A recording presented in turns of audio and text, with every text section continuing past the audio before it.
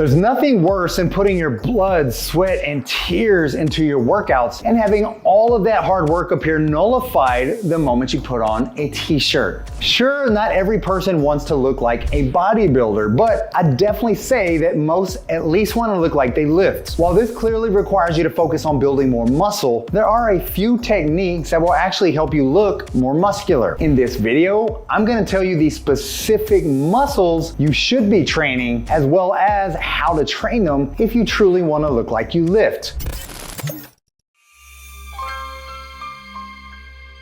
Now, before we start going over the list of exercises, we first need to discuss exactly what looking like you lift means. This exact definition might differ from person to person, but generally, if you look like you lift, your muscle development is noticeable even outside the gym, especially when wearing everyday clothes. As you probably experienced yourself, this can be highly influenced by the size and style of clothes that you wear. A bodybuilder might look absolutely jacked wearing a large, form-fitting, athletic tapered t-shirt, but then look completely average if they were to put on a double XL sweatshirt. Therefore, one extremely simple tip for helping you to look like you lift is to wear a smaller size of clothes, especially shirts. Of course, not everyone likes this idea, and wearing smaller clothes isn't always going to be comfortable. With that said, some people look like they lift even when they wear completely oversized clothes. This is possible for two reasons. The first reason is that they have developed the muscles that are visible when wearing short sleeve shirts and shorts. I'm talking about the two muscle groups that most people consider unimportant and completely neglect: your calves and your forearms. Although these two muscle groups are some of the hardest to train because they're primarily built for endurance, muscular calves and forearms are a telltale sign that someone is a highly active person. The second way people can look like they lift, even when wearing oversized clothes, is that they've greatly developed the muscles that make up their frame. For example, no matter how large of a sweatshirt someone might be wearing, the broadness of their shoulders, upper back, and possibly even chest will still be noticeable. In this case, the definition is pretty much irrelevant,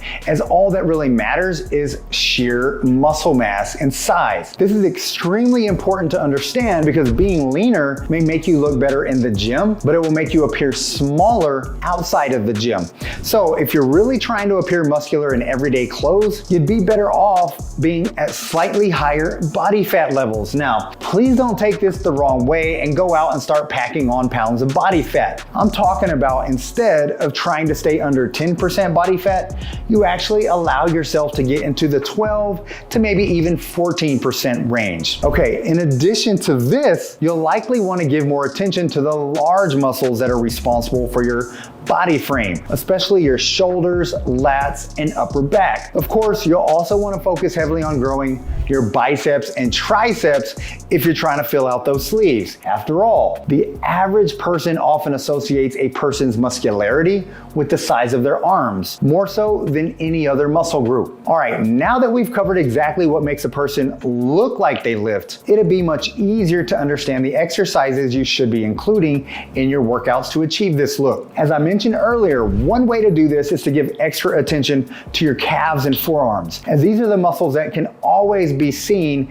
as long as you aren't wearing long sleeves or pants. As for calves, they can only be trained through plantar flexion movements. However, to train all muscles of the calves effectively, you'll want to include calf raises where your knees and legs are extended, as well as calf raises where your knees are bent, such as seated calf raises. With your forearms, they tend to get trained quite well through many back and bicep exercises already. However, you definitely want to make sure you're maximizing their growth, and you can do that by doing specific forearm exercises. Just like with calves, you'll need to do at least two types of forearm exercises to train the entire muscle group. The first is any type of wrist flexion exercise, such as wrist curls. These will work the muscles on the palm side of your forearm. You'll also need to make sure you're doing some wrist extension exercises, such as reverse curls. These will work the muscles on the outside of your forearm. All right, for both calves and forearms, you'll want want to be training them just like you would any other muscle group. The same amount of sets, reps, and weekly volume. However, because both muscle groups are made up of many type 2 endurance-based muscle fibers, they shouldn't get as sore as other muscles, and you may be able to train them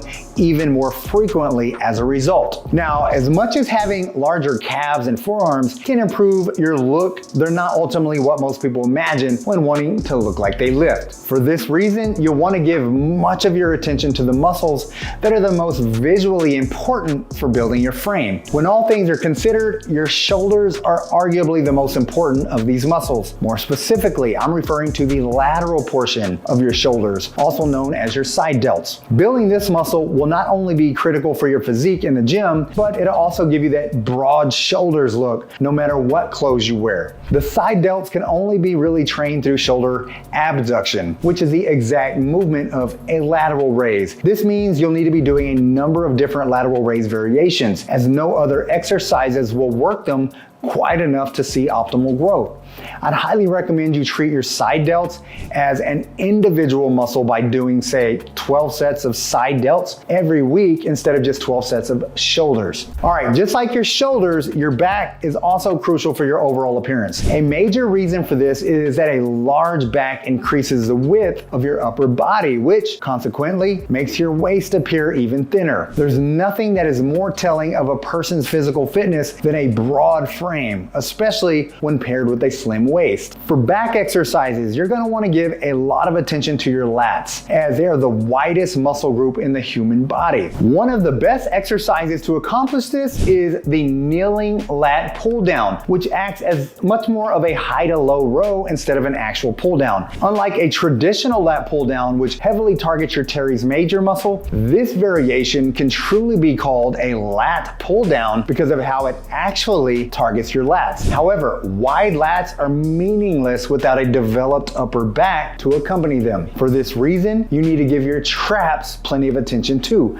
especially the upper region of your traps. Most people don't realize this, but your upper traps actually run all the way up through your neck. This means that building this region of your traps specifically will not only give you a much wider upper body, but also a more muscular neck. As I'm sure most of you are already aware, the best way to build your upper traps is to do shrugs. However, because of the angle of the muscle fibers, shrugs with your arms right by your sides, like doing dumbbell shrugs, will actually mostly work your levator scapula in your neck, not your upper traps. In order to best train your upper traps, you need to do a cable shrug, so you're able to shrug the weight up at a slight 30 or 45 degree angle to align the resistance with the angle of the muscle fibers. Okay, when it comes to your arms, I'd imagine most of you already know how to train your arms. For biceps, your best options will obviously be any type of bicep curls. None are necessarily better than the others, but the best biceps exercise is generally the one you're most comfortable progressively increasing weight and training near failure on. For triceps, you have far more options like push downs, overhead extensions, skull crushers, etc. All of these exercises are great, although you'll want to include a variety of them so that you train the long head of the triceps at all different muscle lengths, which is accomplished by changing the position of your elbow. If your goal is to fill your sleeves up, I'd recommend giving extra attention specifically to your triceps, as they not only make up 2/3 of your upper arm size, but they're also the second largest muscle in the upper body, with them being just slightly behind the shoulders. Last but not least, we can't forget about the lower body. Even though a person's legs aren't usually enough by themselves to give someone that muscular look, they absolutely can help. Your quads, hamstrings, and glutes are all important for achieving this look, but it's ultimately your quads that tend to be the most noticeable, especially when wearing pants or jeans. For the most part, there are very few bad quad exercises out there, and none of the good ones are necessarily better than the others. The only recommendation I can give you is to try including a variety of squats, lunges, and leg extensions into your program to maximize your quad growth. All right, so there you have it, a few simple tips you can implement to help you start looking like you lift. With that said, if you want a workout program that will be tailored specifically for you, then make sure you check out the links in the description box below, which will give you information about my one-on-one coaching program.